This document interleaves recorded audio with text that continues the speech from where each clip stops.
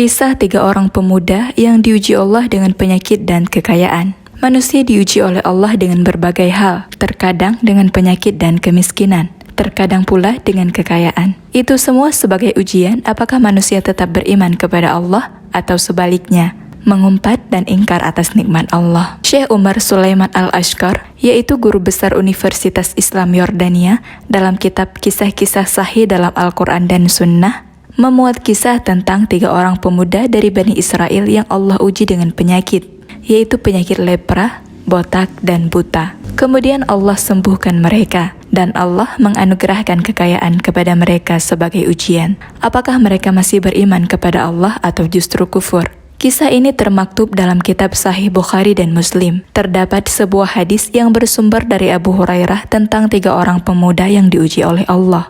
Abu Hurairah berkata bahwa dia mendengar Rasulullah Shallallahu Alaihi Wasallam bersabda, sesungguhnya ada 3 orang dari Bani Israel, yaitu penderita lepra, orang berkepala botak, dan seorang buta. Allah ingin menguji keimanan mereka bertiga.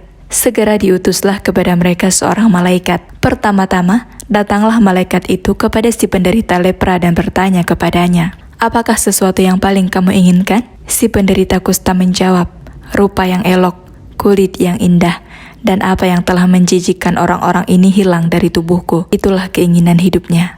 Mendengar pinta itu, malaikat tersebut mengusap penyakit si penderita lepra itu. Ajaibnya, dalam sekejap hilanglah penyakit yang dideritanya. Wajahnya pun jadi elok rupawan, kulitnya elok, indah dipandang. Tak hanya itu, malaikat pun bertanya lagi kepada si penderita kusta, wajahmu sudah bersih, lalu kekayaan apa yang paling kamu inginkan?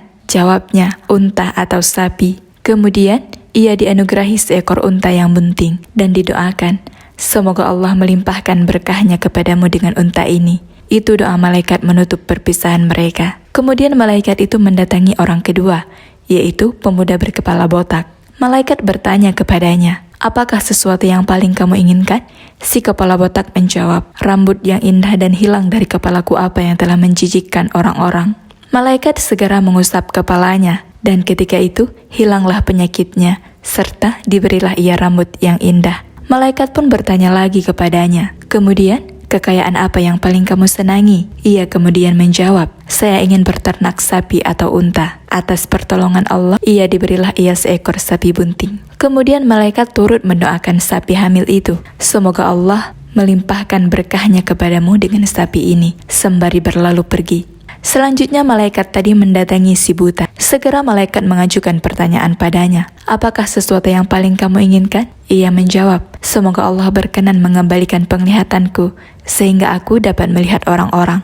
Tak butuh waktu lama, penglihatannya kembali. Itu setelah malaikat mengelus lembut kedua bola matanya. Kemudian setelah sembuh, malaikat pun bertanya lagi, pertanyaan persis pada kedua orang sebelumnya. Kekayaan apa yang paling kamu senangi? Ia segera menjawab, kambing, tuturnya. Malaikat pun memberikan kambing betina yang sedang bunting. Waktu berselang lama, maka berkembang biaklah unta, sapi, dan kambing tersebut. Sehingga orang pertama mempunyai peternakan unta yang luas, pun orang kedua menjadi peternak sapi, dan orang ketiga mempunyai kambing yang sehat dan banyak. Seketika kekayaan sudah mereka terima.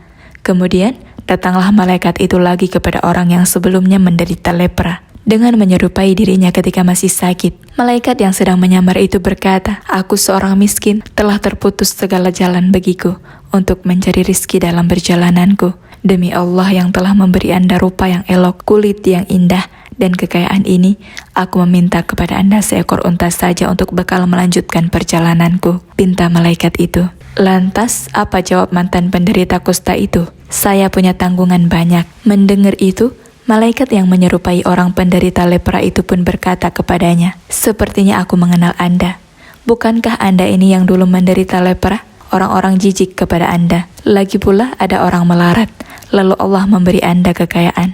Sudilah Anda berbaik hati, kata malaikat itu mengingatkan. Dia malah menjawab dan ingkar akan nikmat Allah. Sungguh, harta kekayaan ini hanyalah aku warisi turun-temurun dari nenek moyangku yang mulia lagi terhormat. Jawabannya yang seolah kacang, lupa akan kulitnya. Segera malaikat itu berkata kepadanya, jika Anda berkata dusta, niscaya Allah mengembalikan Anda kepada keadaan Anda semula.